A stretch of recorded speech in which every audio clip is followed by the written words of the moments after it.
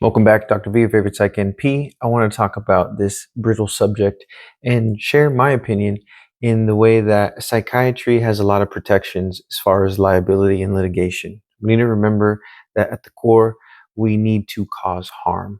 And this is something that can be intentional or accidental, such as intentional, intentional.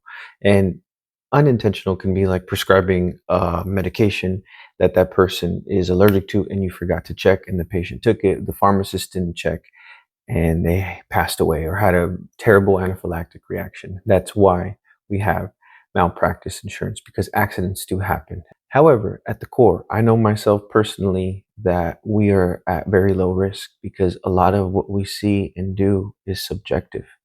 This is where I recommend to all my students and tell them to use as many objective tools as they can, so that way they can have an objective follow-up where they're seeing the differences in the patterns and they can track that.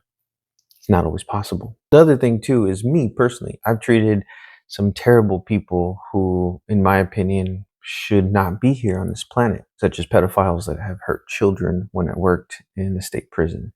And even them, I never hurt them or wanted to hurt them with medications. I can safely say that I know myself that I am very protected because I have no intention of doing harm. And I also want to remind you, what the sneaky little drug companies did was put in a black box warning that clears them of any potential litigation, saying that, hey, this medication may actually worsen your negative thoughts and may actually cause you to expire yourself.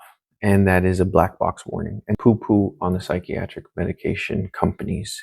Anyways, I digress. As always, thank you for watching. Thank you for listening. And I'll see you in the comments.